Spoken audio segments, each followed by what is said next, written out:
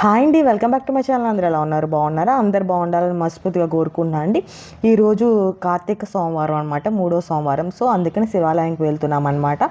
మేము వెళ్తున్న శివాలయం ఎక్కడంటే వల్లభ చెరువు ఉంది కదా నర్సరావుపేటలో, పక్కన పద్మావతి నగర్లో శ్రీ కేదారేశ్వర స్వామి టెంపుల్ అనమాట. రీసెంట్గా ఓపెన్ చేశారండి ఈ టెంపుల్.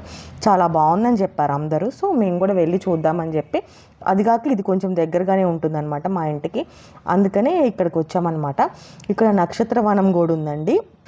నేనే ఒకసారి చూపించాను కదా నక్షత్రవనం అంటే ఏ నక్షత్రానికి తగ్గట్టు చెట్టు ఉండిద్ది అనమాట. నక్షత్రానికి ఒకసారి నేను శ్రీశైలం వెళ్ళినప్పుడు మహానంది వెళ్ళే దారిలో నవగ్రహ గుడిలో చూపించాను అనమాట నక్షత్రవనం. మళ్ళీ ఇక్కడే చూస్తున్నాను అనమాట. నర్సరావుపేటలో అయితే ఇదే ఫస్ట్ టైం అండి, నక్షత్రవనం ఎక్కడా లేదనమాట. ఇలాంటి శివాలయం కూడా ఈ చుట్టుపక్కల ఎక్కడ చూడలేదు నేనైతే.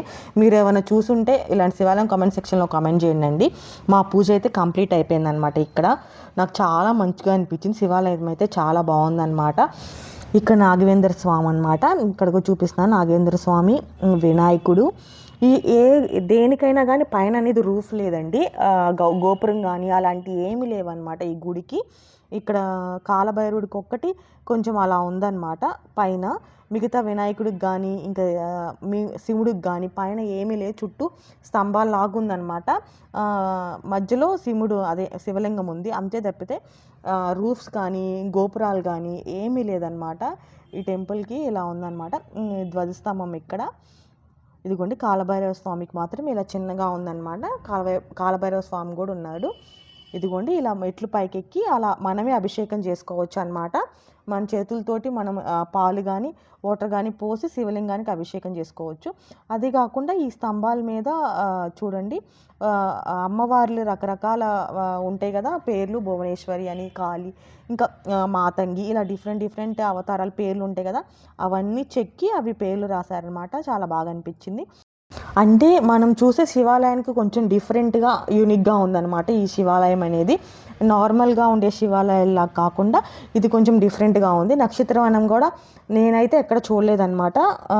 నేను వెళ్ళిన గుళ్ళో మాత్రం ఇక్కడ దగ్గరలో అప్పుడు నవగ్రహ గుళ్ళో మాత్రం చూశాను. శ్రీశైలం వెళ్ళి ఎప్పుడు మహానంది వెళ్ళే దారిలో చూశాను అనమాట. ఇక్కడైతే ఎక్కడ చూడలేదు, ఇక్కడే చూశాను అనమాట మళ్ళీ. ప్లస్ ఇలాంటి శివాలయం కూడా నేను చూడలేదండి ఎక్కడ, మరి ఇదే ఫస్ట్ టైం అనమాట ఇలా చూడటము. చాలా మంచిగా అనిపించింది.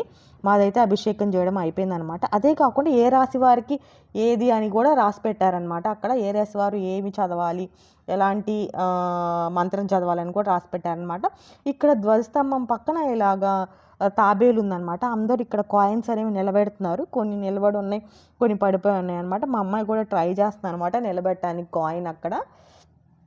చాలా బాగుందన్నమాట. మేము కూడా అభిషేకం చేసాము. తర్వాత కిందకు వచ్చి ఇంకా ప్రసాదం తింటున్నామంటే అక్కడ ప్రసాదం పెడుతున్నారు అనమాట, పులిహార. మా అమ్మాయి కూడా ఈరోజు 4కి లేచింది, మాతో పాటు 4కి లేచి ముందు మా తమ్ముడు మాలేసుకున్నాడు. ముందు తను గుడికి వెళ్ళి వచ్చాడనమాట, అయ్యప్ప స్వామి గుడికి. తనతో పాటు గుడికి వెళ్ళి వచ్చింది, తర్వాత మాతో పాటు గుడికి వచ్చింది అనమాట. తనకు కూడా బాగా ఇంట్రెస్ట్ ఈ గుళ్ళు పూజలు అన్నా కానీ బాగా ఇంట్రెస్ట్ అనమాట. లేచిద్ది, ఆ రోజు మాత్రం ముందు లేచిద్ది. ఇంకా గుడి వెనకాలైతే గోశాల ఉందండి. గోశాలలో ఇదిగోండి ఇలా పెయింటింగ్ అయితే నాకు చాలా బాగా నచ్చింది. ఈ గోశాల ముందు శ్రీకృష్ణుడి విగ్రహం ఇలా ఉందన్నమాట. చాలా మంచిగా అనిపించింది విగ్రహం చూసి. ఇంకా అయితే గోవుకి ఏమేమి పెట్టాలనేది ఇక్కడ రాశారనమాట. బెల్లము ఆకుకూరలు మాత్రమే పెట్టాలి, ఇంక మిగతా అవేమీ పెట్టకూడదు, ఏవి పడితే అవని చెప్పి రాశారనమాట. గోపూజ చేసుకునే వాళ్ళు కూడా రావచ్చు అనమాట, ఇక్కడికి వచ్చి చేసుకోవచ్చు అనమాట.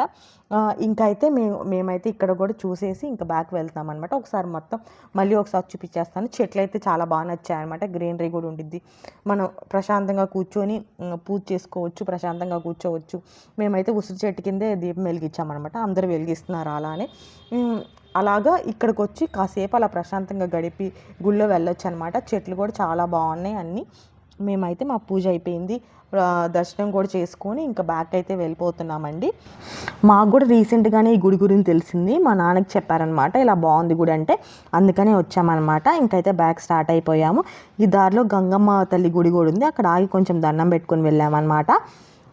ఇప్పటికైతే నా వీడియో ముగుస్తుందండి. నా వీడియోస్ కనుక నచ్చినట్లయితే తప్పకుండా లైక్ చేయండి, షేర్ చేయండి, మరియు సబ్స్క్రైబ్ చేయండి. బెల్ ఐకాన్ మీద ట్యాప్ చేయడం మాత్రం మర్చిపోకుండా ఫర్దర్ అప్డేట్ కోసం. మరొక వీడియోతో మళ్ళీ కలుస్తాను. ఉంటా అండి, నమస్తే.